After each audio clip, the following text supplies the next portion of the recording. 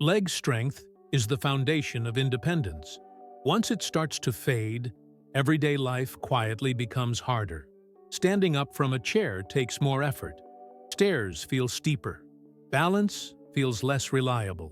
And one small misstep can change everything. This is why loss of leg strength is one of the biggest predictors of falls, injuries, and loss of freedom as we age. But here's what most people don't realize. This decline isn't inevitable. In Japan, adults don't just live longer, they stay mobile, stable, and strong well into their 70s, 80s, and beyond. Not because they train harder, and not because of genetics, but because of simple daily practices most people in the West never adopt. These aren't intense workouts. Many don't even look like exercise at all. Yet together, they preserve strength, balance, circulation, and confidence in a way that traditional gym routines often fail to do after 60. And the best part is, they're safe, accessible, and easy to integrate into daily life. Let's start with the first one. A movement so simple, most people walk past it every day without realizing what it's doing to their body. Exercise number 1. Sampa walking. This is one of the most overlooked habits in Japanese longevity because it doesn't look like training at all. It's simply walking, but done in a way that quietly rebuilds leg strength, balance, and coordination at the same time. Sampa walking is a slow, deliberate walking technique where every step is taken with full awareness. Instead of moving on autopilot, the focus is on how the foot contacts the ground. First, the heel touches down, then the middle of the foot, and finally the toes push the body forward. That sequence may sound simple, but it forces the muscles of the feet, calves, thighs, hips, and core to work together as a system. What makes this so powerful after 60 is that it trains the muscles and the nervous system at the same time. As we age, it's not just muscle strength that declines, it's coordination and balance. This is why many falls happen even in people who still feel strong. Sampa walking rebuilds those lost connections, teaching the body to stay stable and controlled with every step. In Japan, this practice is often done in parks, temples, or even inside the home as a form of moving meditation. People walk slowly on purpose, sometimes 4 or 5 times slower than their normal pace. The goal isn't distance, it's control. Just a few minutes like this forces the stabilizing muscles of the ankles, knees, and hips to stay active the entire time. To start, find a clear hallway or open space. Walk as slowly as you comfortably can. With each step, feel the heel touch first. Then roll through the foot until the toes finish the movement. Keep your posture tall, shoulders relaxed, and eyes forward. Breathe naturally and stay present with each step. For beginners over 60, 3 minutes per day is enough to create noticeable improvements. The biggest mistake people make is rushing through it or letting the mind wander. When that happens, it turns back into normal walking, and most of the benefit disappears. Another common mistake is taking overly large steps, which shifts the focus away from control. Short, slow, controlled steps work best. With daily practice, many people notice improved balance, smoother walking, and greater confidence within just a few weeks. And once your body relearns how to move with control, the next exercise becomes even more effective. Exercise number 2. Balance on one leg. This exercise looks almost too simple to matter, but it's one of the most powerful tools the Japanese use to stay mobile and independent later in life. In fact, when it comes to preventing falls, this may be more important than raw strength. As we age, the first thing we lose isn't muscle size, it's stability. The small stabilizing muscles around the ankles, knees, hips, and core begin to weaken, and the nervous system reacts more slowly. That's why many falls happen during normal activities, like turning, stepping off a curb, or shifting weight. Standing on one leg directly targets this problem. Balancing on one leg forces dozens of small muscles to fire continuously just to keep you upright. These muscles rarely get trained in traditional workouts, yet they're the exact ones responsible for catching you when you trip or lose footing. At the same time, this exercise strengthens the connection between the brain and the lower body, improving reaction speed and coordination. In Japan, many older adults practice this during everyday moments, while brushing their teeth, waiting for the kettle to boil, or standing in line. It doesn't require special equipment or extra time, which is why it becomes a habit instead of a chore. To do it correctly, stand near a wall or sturdy object for safety. Shift your weight onto one leg and gently lift the other foot just a few centimeters off the floor. There's no need to raise it high. Keep your posture tall, shoulders relaxed, and gaze fixed on a point in front of you. Lightly engage your core and breathe normally. For beginners over 60, start with 10 to 15 seconds per leg, using support if needed. Alternate legs and repeat for 3 rounds. As balance improves, reduce your reliance on support and gradually build up to 45 to 60 seconds per side. A common mistake is lifting the leg too high, which throws the hips out of alignment and makes the exercise harder than necessary. Another mistake is tensing the shoulders or holding the breath. Relaxation is key. Stability comes from control, not stiffness. With daily practice, this exercise dramatically improves balance confidence. Many people report feeling steadier when walking, turning, and climbing stairs. And once balance is restored, the body is finally ready to handle deeper, more demanding leg positions, which brings us to the next exercise. Exercise number 3, horse stance. This exercise comes from traditional Japanese martial arts, where it's used to build a strong, stable base that doesn't collapse under pressure. For older adults, that same principle is exactly what keeps the body upright, balanced, and resilient with age. The horse stance is an isometric position, meaning the muscles work continuously without movement. This is especially important after 50, because it allows you to build strength without the joint stress that comes from running, jumping, or heavy lifting. The thighs, hips, glutes, and core all stay engaged at the same time, creating deep, functional strength rather than surface-level muscle. In Japanese training culture, this stance represents groundedness and stability. The idea is simple. If the legs are strong and rooted, the rest of the body can move safely and confidently. Modern research supports this as well. Older adults who practice isometric leg holds regularly show significant improvements in leg strength and endurance within just a few weeks. To perform the horse stance correctly, stand with your feet wider than shoulder width, roughly 1.5 times wider. Turn the toes slightly outward and slowly bend the knees, lowering your body as if sitting into a wide, invisible chair. Keep your spine upright, chest open, and abdomen gently contracted. Your weight should be evenly distributed between both legs.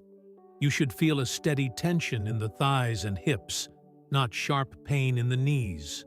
For beginners over 60, start by holding the position for 10 to 15 seconds, resting briefly, and repeating 3 times. As your strength improves, gradually increase the hold to 30, then 60 seconds. The goal isn't to go as low as possible, but to maintain clean, controlled positioning. A common mistake is letting the knees collapse inward, which places unnecessary stress on the joints.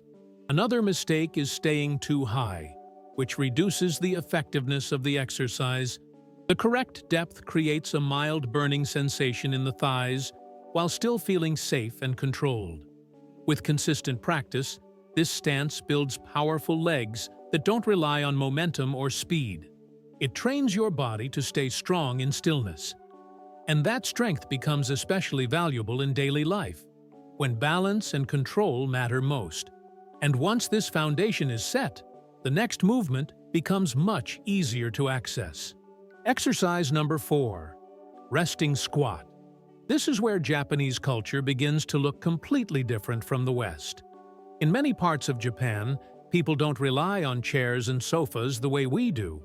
Instead, they naturally rest in a deep squat position, a posture the human body was designed to use long before modern furniture existed. The resting squat quietly trains the legs while the body is doing nothing at all. When you hold this position, the quadriceps, hamstrings, glutes, hips, and core are all active at the same time. Unlike most exercises, this one doesn't feel like a workout, yet it continuously reinforces strength, mobility, and joint health. One of the biggest reasons leg strength declines with age is simple. We stop using full ranges of motion. Chairs keep the hips locked in a limited position for hours every day. The resting squat reverses that pattern.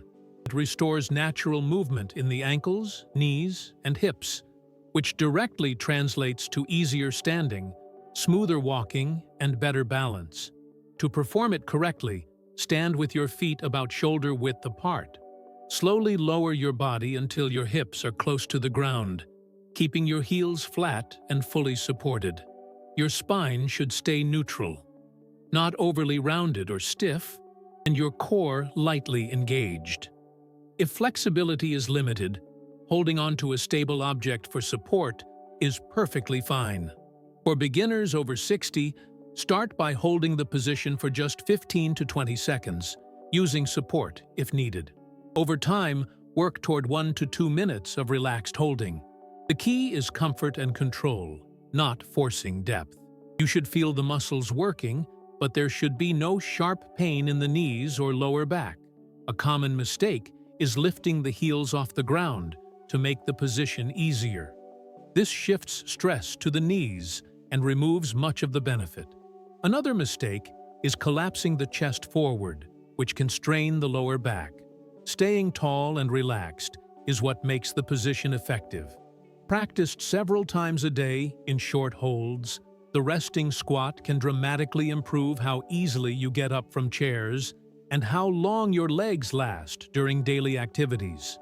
And once this becomes natural, the next exercise helps ensure blood flow and endurance keep up with your strength. Exercise number 5, heel raises. This exercise targets a muscle group most people completely ignore, yet it plays a massive role in strength, balance, and longevity. The calves. In Japanese health culture, the calves are often called the second heart of the body because they help pump blood from the legs back up toward the heart. As we age, circulation in the lower body naturally declines. This is why many adults experience cold feet, swollen ankles, or heavy, tired legs. Weak calves make all of this worse. Heel raises directly solve that problem by strengthening the muscles responsible for moving blood upward against gravity. To perform heel raises correctly, stand with your feet about shoulder width apart and your posture tall. Slowly rise up onto the balls of your feet, lifting your heels as high as possible while keeping your body straight. Pause briefly at the top, then lower yourself back down under control. The slower the movement, the more effective it becomes. For beginners over 60, start with 2 sets of 15 controlled repetitions, using a wall or chair for balance if needed. As strength improves, progress to 3 sets of 20 repetitions. Holding the top position for 1 to 2 seconds dramatically increases muscle activation and circulation benefits. A common mistake is bouncing quickly or using momentum to lift the heels.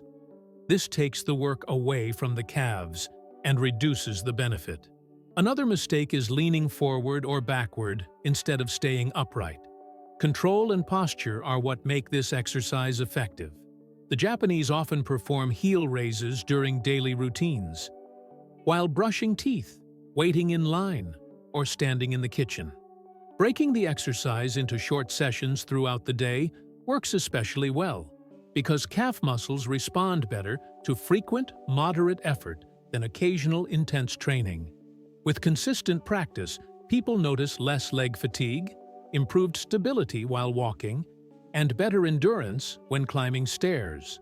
Strong calves support every step you take. And once circulation improves, the final exercise becomes much easier to hold safely. Exercise number 6. Wall squat. This is one of the safest and most effective ways to build leg strength after 60, which is why it's widely used in both Japanese rehabilitation and long-term health routines. The wall squat strengthens the legs deeply without stressing the joints, making it ideal for people who want results without risk. The wall squat is an isometric exercise, meaning the muscles stay under constant tension without movement. This allows the quadriceps, glutes, and core to work continuously while the knees and hips remain stable. For older adults, this is especially important because it builds strength without the wear and tear caused by high-impact exercises. To perform it correctly, stand with your back against a wall and your feet about shoulder-width apart, roughly 30 centimeters away from the wall. Slowly slide your back down until your knees are bent at about a 90-degree angle, as if sitting in an invisible chair. Keep your knees aligned with your toes and your lower back gently pressed against the wall. For beginners over 60, start by holding the position for 15 to 20 seconds. Rest and repeat for 3 rounds.